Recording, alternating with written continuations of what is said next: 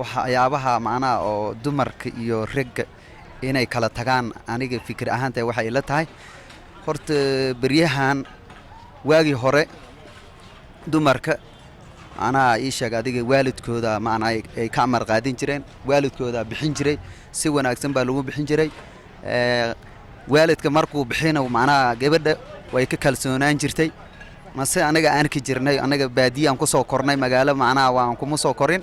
baadiyaan ku soo kornay waxaan arki jirnay gabar oo waalidkeed xishmeynayso oo ka dambeynayso waalidkeeda maartay markuu dhaxo aniga ninkaan baan kugu daray oo markuu dhaxo maartay waalidkeeda maartay oo saas ay u raacayso ninka ay u raacaysaan ogaan jirnay hadda sababahan hadda beryahan wax waaye dumarkii magaalo la imaaday telefoonada la wada qaatay oo gabadha markay ii sheeg adiga shukaansi iyo waxyaabo noocaas ay baratay gabadha madaan waxa waaye markuu ninka guursado oo markay ay guursadaan ay guriga say wada joogto hadalkeeda waxyaabo maartay ii sheeg adiga ninka daruufo haysto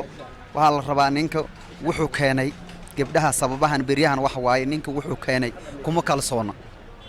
ninka wuxuu keenay kuma kalsoona waayo waxa la rabaa riga ninka adiga oo ninkaada ah wixii ku keenay waa in adiga hayaraadan ha badanaadan horta labada qof markay isguursadaan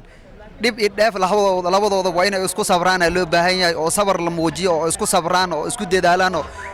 loo baahan yahay gabdhihiina beryahan waxa waaye telefoon iyo Facebook iyo waxyaabo noocaas la bartay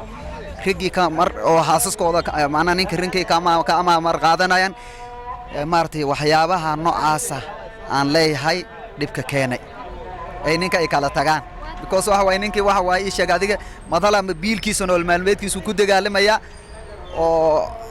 sheeg adiga wax yar buu haysta wixii haystana macna waxa way inay isla cunaan oo iska barkaysan baa loo baahan yahay gabdhihii beriyaan waxa way dulqaadka waa ku yaraaday lacag far badan bay barteen ma fahanti waxyaabaha noocaas aan u maleynay in maartay ay dhibaatada keenayso haddaan arrintan u gudagalo furintii horta wax badinaya dhalinyarta iyagoo labadii qof isbaacad baranin oo yar degdegaya oo wax laga yaabo maalin ama laba isbarteen ayaa biri ka maalin jacayl taaweyn baa soo diyaarinaya iyagoon isbislaynin waraad su baran kadibna boqol iyo toban farsamooyin baa soo baxaya hadhowto kala soo baxaya hadhowto marka la isbarto waa la isnaacaya sideedabana waxa degdeg lagu bineeyaa degdeg baa ay kala dhamaadaan waxaan amar lagu degdega ma wacna marka horeba in laga fariisadaa wacan marka arig waxa u sabab rumaanaya boqolkiiba 9 degdega ayaa u sabab filaya marka hore in la isbisleeyo oo la isbarto oo si fiican la isu barta ayaa wacan moogtay marka taasa u sababa boqolkiiba 9 marka dhalinyarta waxa kula talinaya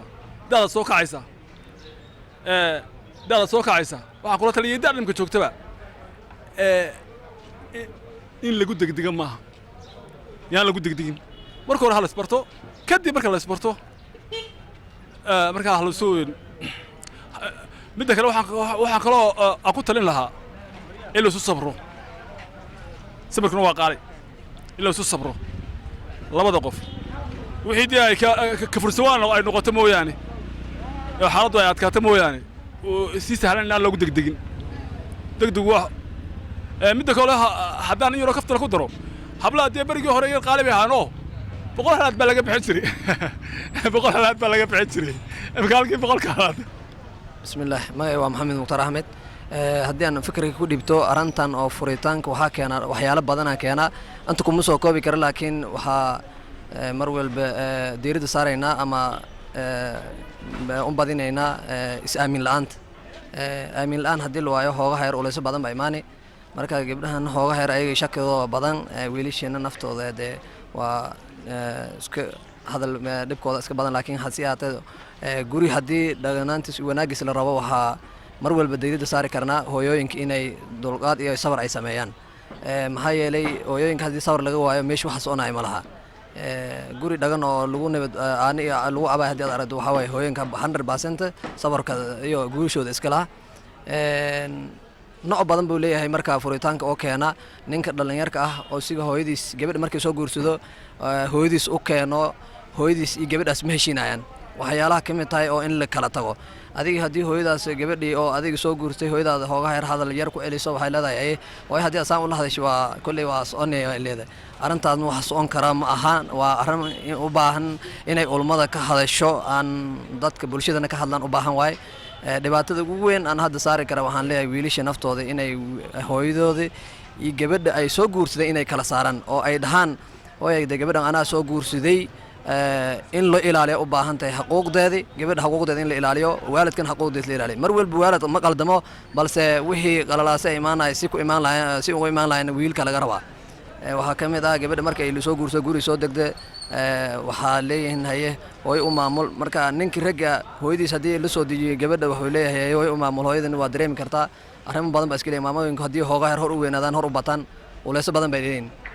sida u badan ay leedahay wiilkii desaan waay ama gabadhii wiilku waa isfahansan yihiin waxaa laga yaabaa inay caawo gabadha markii ay hoogaa yar ay la soo diristo isfahansan yihiin subaxdii iska aado shaqadiis isagoo weliba quraanin inay laga yaabo maamad ay dhahdo gabadhan wiilka ma danayso quraam laakiin gabadhii wiilkan waa isfahansan yihiin maxaa yeelay xalay ilad baa jari karta meesha arrimo badan baa soo hoosgala labada gooska marka isla joogo